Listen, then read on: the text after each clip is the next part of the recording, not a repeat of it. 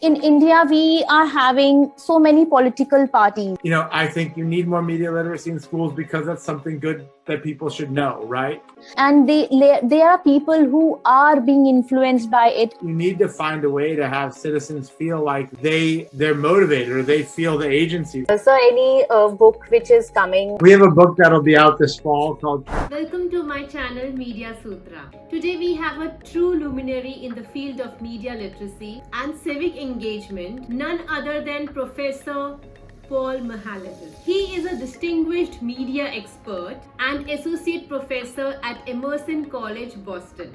In this captivating interview, we embark on a journey into the realm of media literacy and its transformative power. Professor Mihailidis has dedicated his career to exploring the intersection of media, community activism, and civic life. In our conversation, we explore into his pioneer approach to media literacy, one that goes beyond the traditional boundaries. We also take a closer look at Emerson College, where Professor Mihailidis serves as a principal investigator, and discover the innovative initiatives that have been implemented to enhance media literacy within the college community. In an era marked by rapid digital advancements, we can't ignore the vital role of policy intervention. We explore how these interventions can navigate the complex landscape of the digital age and contribute to a more informed, responsible, and engaged society. This conversation is a treasure trove. So, without any further delay, let's dive into this discussion and illuminate us with the brilliance of Professor Mihailidis.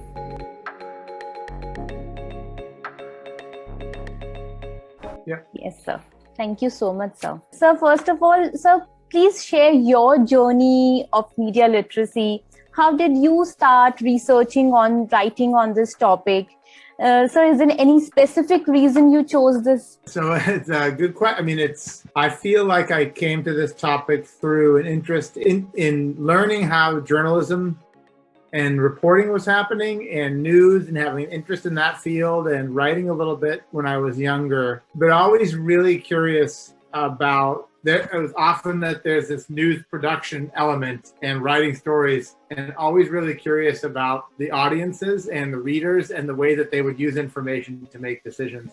And that was something that was with me probably through when I first was at university, and I got really curious in those spaces. And then I started doing research on journalism and news programs. They were use and behaviors, and that took me into this space of media news literacy and more how people use media to advocate for causes and to support issues that they care about. So that's been the quick and short story of my journey into this field. Yes, sir. I think this is such an important aspect, which is like thinking what the audience feels, how the audience perceive the news. It is not always the news production or the journalism, how they give news, but also how audience perceive news. Yeah. And so according to you, what is media literacy and its approach of media literacy? How do I understand it and approach it?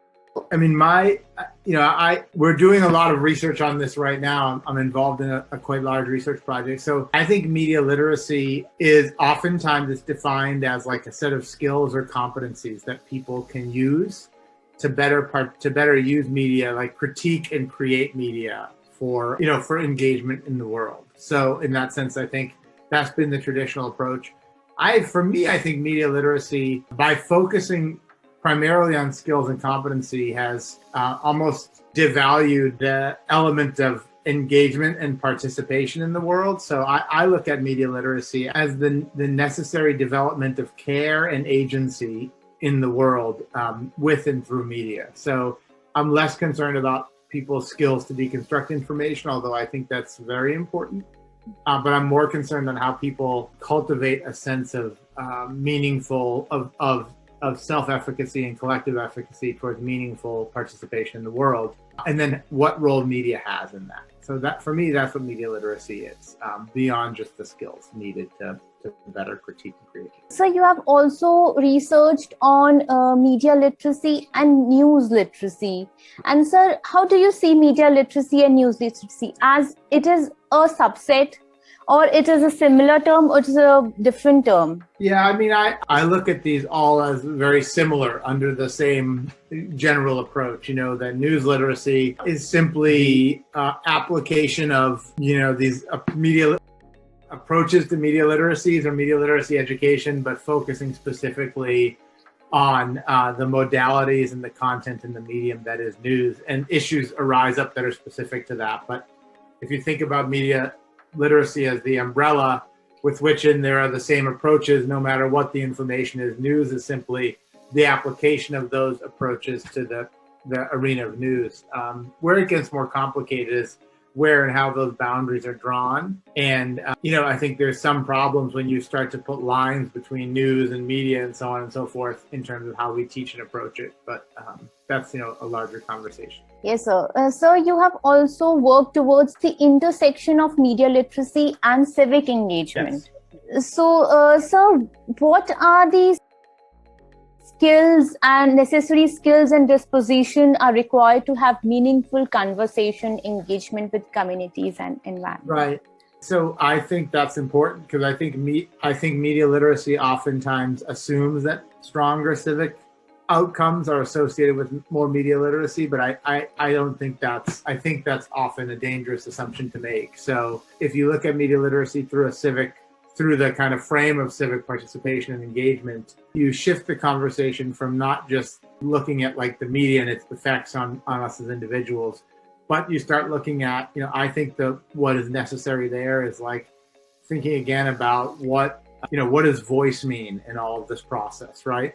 What does it mean to participate, and how do we understand participation? What does it mean to have agency? How do media play a role in those spaces? What does it mean to take action and to act and to be with others towards something? What does it mean to care for? Those are all the questions I think that necessarily place us in the civic space. And if you take that as a starting point, and then you start to think about the ways in which we use media, to effectively act around the things that we care about. And so I think it's a different set of constraints than simply what are the skills we need to analyze media, so on and so forth, as I mentioned before. So in the era of changing model of citizenship, sir, social mobility is also seen as an important factor for a vibrant society. Sir, and the research also shows that social media networks promote social and political mobility. Sir, how can news media literacy or media literacy can help bridge a gap between social mobility and social networks? Again, I think for me, it goes back into, I think the social mobility is a really important piece here. And I think for me, it comes back down to it's almost like that media literacy is not, it's the approach that you can take to help people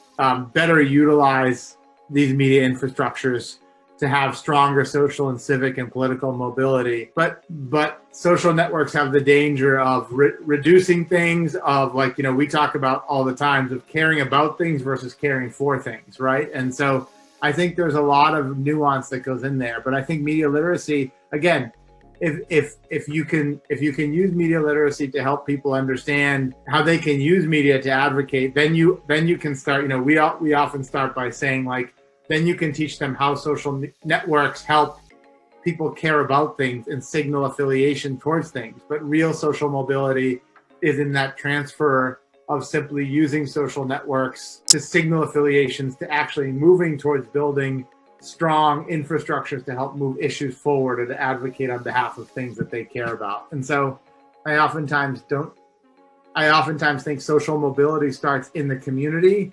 And it's very hard to have social mobility that's simply in a mediated space because there's limits to that. So my answer would be, you still need to use media literacy to help people at their very focused point of community, understanding who they're with, what are their communities around, what issues there are, and then how they can use media to scale up responses. And that's social mobility. And if social networks are a part of that, then you use social networks as a tool.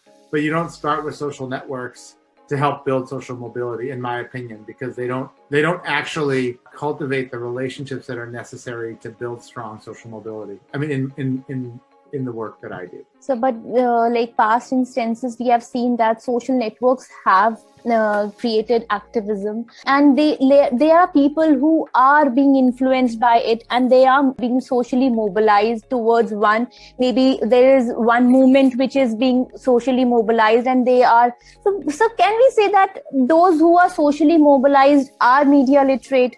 So, there is something which we are not able to find a relationship between. So yeah, I mean, I think I agree that there's that connection, but I think it's very important to think about like what are the prior motivations and instances in which people actually use these social networks to build. Do they have the privilege necessary to already make these maneuvers? I guess I would say that the more important predictor for me on someone's social mobility is like social networks are very good at exposing people. They're very good at making people care about. And I think media literacy shows that. Like they're really good. But I guess I'm interested in what is the relationship between when real kind of reform and change happens in the world.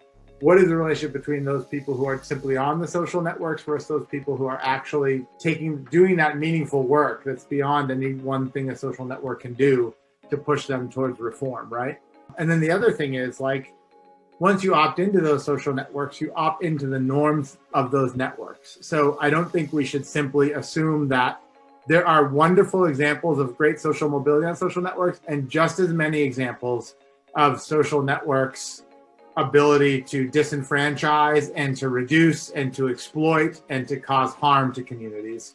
And so I think as much as the research shows us there's positives for advocating for causes, there's positives for bringing groups together to signal affiliation, there's just as much about divisiveness and harm that's caused in these spaces too. And so for me, I guess a lot of potential power to bring issues to light and bring awareness to light. I don't see as much power in those spaces to actually reform things on community levels, like, healthy school lunches or more environmental reform in a town or something like that. That takes something more than simply a social network. Now, that doesn't mean that the social network's not important to it, but I'm interested in that trade-off, in that kind of continuum, into what does that mean to actually use media to have real reform and not simply to signal.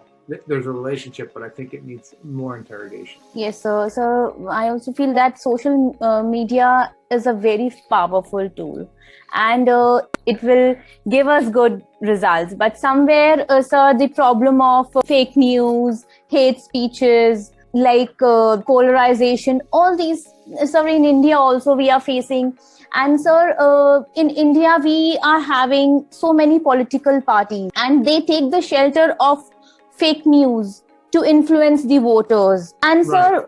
sir, and I really feel that it is detrimental for the democracy. So what educational tactics can we use to address these problems, especially to safeguard the democracy of the nation? So what you're asking, like, what are some of the tactics you can use? Yeah, see, so actually, so media literacy is a very broad framework, has propaganda also, it has news literacy, it has so many things. So what specifically can we use to target this? This is the, I think this is the question you're asking, like, what the largest question around how do you respond to this work. You need to find a way to have citizens feel like they're motivated, or they feel the agency, the sense of like belief in themselves to participate towards means that they would like. But that's a very political statement, because in the United States, for example, you have a lot of motivated citizens that are using media very effectively to further divide and cause divisiveness to our democracy, right? So I would actually say we have a very robust media literacy infrastructure of media makers who are manipulating citizens, who are informed and active, but just within the set of values or beliefs that they want to advocate for. And you have a lot of I don't think it's only because they're being manipulated by the media. I think it's also simply because our value systems and our beliefs and our political systems are struggling with a sense of civility and engagement. So, it's a long way for me to say you almost have to start back at a very kind of local community level, and you have to start by bringing people together around, kind of community and civic issues. And as much as I see, I don't know how much mediated spaces are able to do that robustly. Maybe they are, but it has to be kind of focused on this human relationship. And as much as media can cultivate that, the better. But you can teach people all you want in schools, will help, but I don't think it's going to solve a big problem unless, governments and political public institutions are willing to also prioritize, the civic well-being of their constituents. And that's become an increasing challenge. So my answer isn't necessarily about media literacy, but it's more an acknowledgement that it's why I'm so focused on the civic aspect, because I've seen again and again that like groups that are really motivated to reform things in their communities use media to solve those problems, and they use them well. And there's no formal schooling that's training them into how to like understand what media systems are. So that works well, but I don't think that alone is going to work to reform some of the problems that you mentioned in your question. Yes, so there, in India, media literacy is at a very nascent stage. So I think, yes, government needs to really take regulations, and also strict, they should be somewhere there should be a media literacy curriculum in schools and colleges to come up so that this can all happen and we can see a better future and safeguard the democracy. Yes, sir. So your work generally is on young people, has been focused on young people. So, sir, what is the reason why you chose this segment for study? Yeah, I mean, I'm really interested in, I think in my work, I was also very interested in like action taking and community action taking. And so my work is not on young people in formal schooling, but it's more on when people are transitioning out of formal institution, out of the home, and they become, kind of quote unquote citizens. So they transition into higher education, or they transition from higher education into starting their life when civic responsibilities become more tangible to them. And when they're younger, what are some of the dispositions they see? And so I'm actually just really, the question of like how young people start to affiliate and advocate for issues and how they actually see their place in the world. So I think part of my interest in that is just personally motivated, I was a first generation. My father was an immigrant to the United States, and we grew up in a different household and had to think about how we were going to affiliate with the culture here. And I grew up seeing those things. I grew up with Greek household and Greek parents, but I was an American citizen, and I think I was just really interested in that infrastructure of how they advocated and acted against and with the norms of their society and their democracy. And so I think, I kind of fell into that space. I started to get more interested in, how nonprofit or activist organizations, like protecting environment or helping marginalized communities act. And, I think that became a natural space for me to research. Yes, sir. My research also focuses on youth. Okay. So, yeah, it is the age group which I have chosen is 18 to 25 years. So that is similar somewhere. So, and I truly believe that if we want to study civic engagement, so this is the segment we should focus on, because somewhere they are out of their schools and they have the decision-making power here. Before 18, I feel that they are not able to take decision for themselves because somewhere they are influenced by parents and all. So after 18, they have, and in India, after 18, we get the voting rights also. So they are able to take decisions. And so even one of my objective is to see that whether they are their civic engagement, they are able to, basically socially mobilized and civically engaged. So that's why, sir, I have studied your work and quoted your work in my thesis because it was same work. So that's why, sir, I was really keen to interview. Okay, sir. Thank you. I really appreciate that. And are you at the beginning of your research process now, or? Sir, I am on data collection right now. So, sir, it is a it is a mixed approach. And sir, so I've done the quantitative thing, and this is the qualitative research which is going on with the interviews, expert interviews. Yeah. So, like you said that there is one last thing, but I would like to ask. So, there is one message which you want to give to the young people who are being plugged with social media and receiving news online. Is there one message I'd like to give them? Yeah, sir. Yes, sir. So I'll be quoting that in my research somewhere. I would say that be guided by and the norms of relation in our mediated spaces that we're guided with when we speak to others in our physical spaces. And those norms and those negotiations we make when we're engaging as peers in the real world should guide our relations and our norms of engagement in mediated spaces, and they would make for a much stronger and more collectively connected engagement for us in our media spaces. So, in your college, Emerson College, what are the initiatives taken to enhance media literacy? We have, formal curriculum and courses in media and news literacy. We have a graduate program that is based very much on the conversation we've had today. We are an entire school of media and art and communication. So we infuse a lot of values around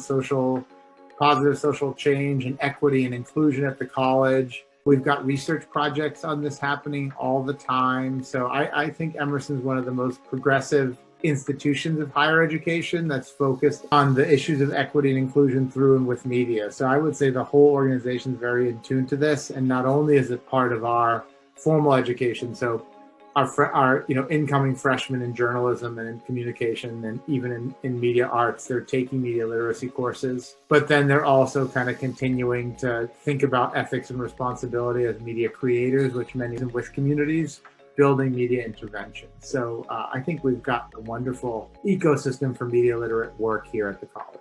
So this is a bachelor degree, like it is a formal degree course? It's a formal master's degree in media Okay. design. So, sir, like students from India and all, they can also be a part of it? Yeah, of course. We have students from all over the world that come to our program. Yeah. So as an educator, what problems do you face to promote media literacy? In the university or as an educator in my own? Yeah. I don't look at it. I think as an educator in this field, you are passionate and devoted to giving students experiences with media that teach them about its power and influence in the world, but also teaches them how to be mindful and meaningful, engage participants with media. I think challenges I guess I face are just constraints of universities, right? Like, I wish we could have more time and energy and application with communities. I wish universities, students weren't so stressed and had so much going on. But, I really look at it as, I feel fortunate to have the opportunity to be able to work with colleagues and students to help them become, stronger and more engaged in the media cultures that they. So any book which is coming, which you are writing right now, and anything upcoming research or something right now? Yeah, we have a book that'll be out this fall called Transformative Media Pedagogies.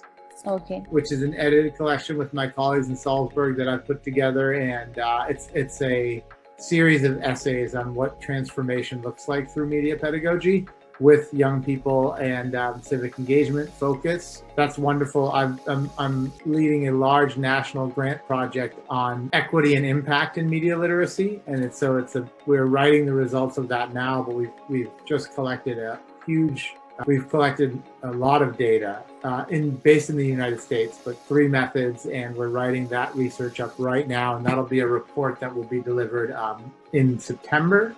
We'll release that to the world with a field guide for media literacy practitioners that's about equitable media literacy practice. So those are 2 of the projects that I'm currently focused on that I'm excited. Wow, this is really great.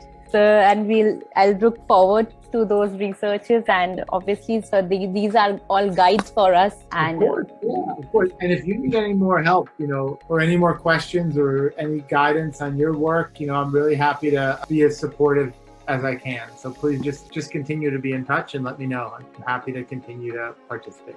Sure, sir. And if any other thing which I can join in your college, like online, because right now obviously the situations are not such that we can visit there.